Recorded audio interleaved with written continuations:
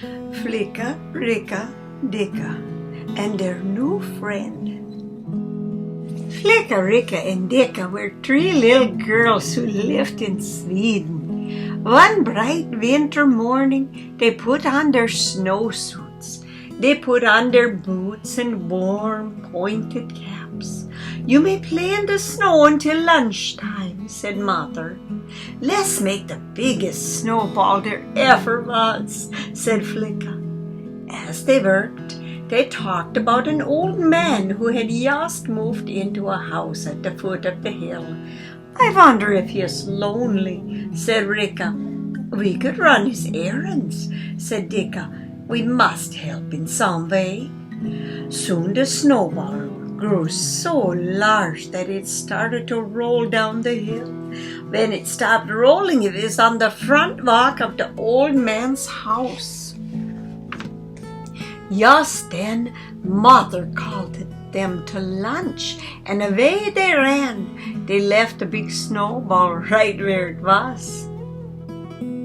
As they ate their hot soup, they told Mother all about it. "It was the biggest snowball we ever made," said Flicka.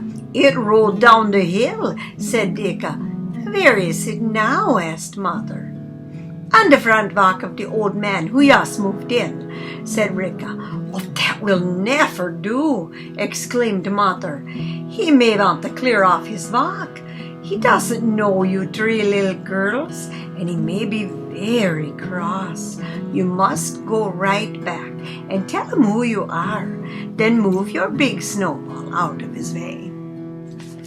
So for the second time that day, the three little girls put on their snowsuits, boots, and warm caps. They ran to the candy store, and each girl bought a big pink and white lollipop. They paid for it with a part of the money Uncle Jan and Aunt Helga had given them for Christmas. "I am sure," said Flicka, "that if we each bring the old man a big pink and white lollipop, he will forgive us." "Perhaps," said Ricka, "but I'd like the pink and white lollipop myself." "We must each give the man a present," said Dicka. "Maybe he won't be cross with us. Then maybe we'll be his friends. But first we must move the big snowball off his front walk," said Flicka. Flicka, Ricka, and Dicka ran out at the candy store. They ran down the hill, each carrying a big pink and white lollipop. When they came to the home of the old man, they found the front walk swept clean. The big snowball was gone. "Oh dear," said Flicka. "The snowball must have been in his way," said Ricka. "I know he will be cross with us for leaving it on his walk," said Dicka. "Anyway, we must tell him we are sorry," said Flicka, "and we must give him our presents." She ran up the steps to ring the bell. In a moment, the old man opened the door. He had on a green robe and he carried an open book. "Can't I read in peace?" he asked crossly. "I don't like you to ring my bell. What do you want?" "Please, sir," said Flicka, "we are the three little girls who live at the top of the hill." "Well, run away and don't bother me," said the man. "But we left a big snowball on your front walk when Mother called us to lunch," said Ricka. "She told us to come back right away and move it and tell you that we're sorry." "So you three girls did it," said the old man. "I can't have that. How can I keep my walks clean?" "We are very sorry," said Dicka. "Please excuse us. We won't ever do it again." She handed him a pink and white lollipop. "Here is my present," said Ricka. "Here is my present too," said Flicka. The old man smiled as he took the lollipops. "Thank you very, very much. I haven't had a present for a long, long time, and I haven't had a pink and white lollipop for all of 50 years. Won't you come in?" Each little girl told him her name as she stepped inside. Soon Flicka was looking at the pictures in a big book. Ricka and Dicka stared at the globe of the world as the old man pointed to the United States. "We are very sorry," said Dicka. "Please excuse us. We won't ever do it again." She handed him a pink and white lollipop. "Here is my present," said Ricka. "Here is my present too," said Flicka. The old man smiled as he took the lollipops. "Thank you very, very much. I haven't had a present for a long, long time, and I haven't had a pink and white lollipop for all of 50 years. Won't you come in?" Each little girl told him her name as she stepped inside. Soon, Flicka was looking at the pictures in a big book. Ricka and Dicka stared at the globe of the world as the old man pointed to the United States. "I am Mr. Fogel," said the man, "and I taught geography for many years. Geography, you know, is all about places and people." "Have you been lots of places?"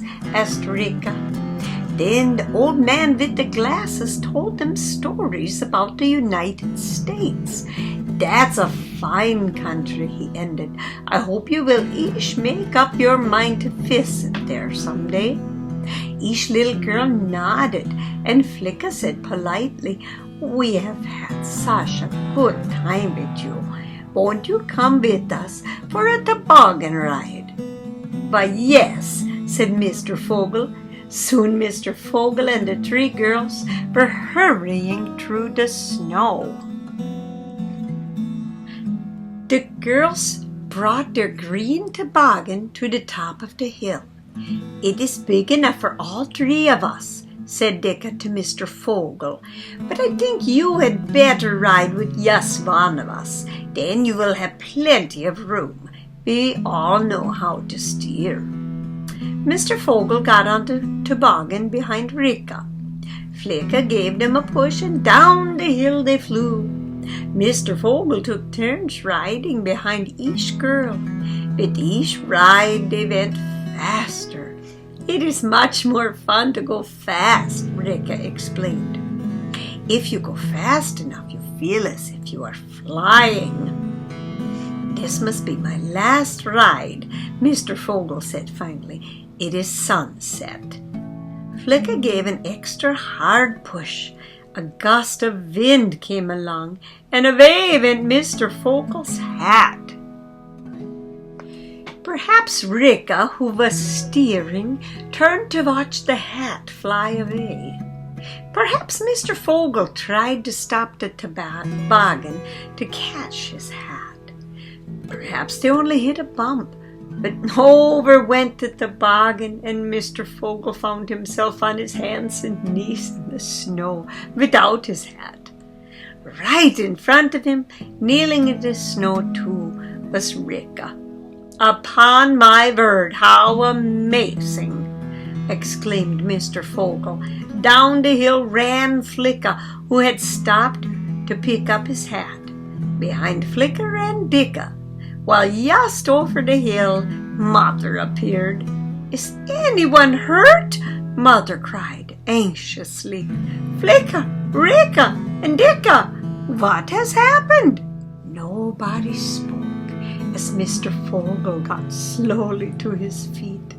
Then the little girls began brushing off the snow from his coat. His eyes twinkled as he looked at Mother. "I'm not hurt, madam," he said. "I don't believe Ricka is either." "Well, it really is most upsetting," Mother began. Mr. Fogel laughed. "It is, madam, quite upsetting." Flicka began to giggle, and Dicka began to laugh.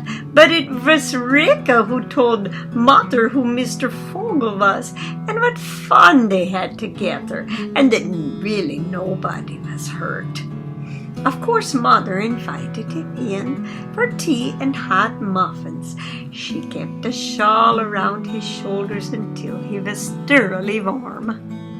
After tea, Mother invited Mr. Fogel to sit in a big chair before the open fire. Flicka, Ricka, and Dicka sat in the firelight at his feet. He told them stories of far-off places, Canada, the United States, Mexico, and Australia. These are all places I visited, he ended. The next time you come to see me, I'll show you just where they are on my globe. Then you'll be able to find them for yourself whenever you want. Now I must go. Mother helped him put on his coat and suggested that the 3 little girls walk with him down the snowy hill. As they came to his front door, Flicka said, "Mr. Fogel, we are really very sorry about the big snowball we left on your front walk." "I'm not sorry," he said. "That was the beginning of a fine time for me. Toboggan rides, hot tea, and the best muffins I ever ate. Thank you for them all. And now goodbye." He waved as he went inside. The 3 little girls turned toward their home at the top of the hill. Then they heard a window open, and Mr. Fogel called them back. "Be sure to come over tomorrow," he said. "I'm saving 3 pink and white lollipops for 3 of the nicest little girls I know." On the way home, Flicka said, "I like Mr. Fogel." "I do too," said Ricka. "I am sure he likes us," said Dicka. "We have made a new friend."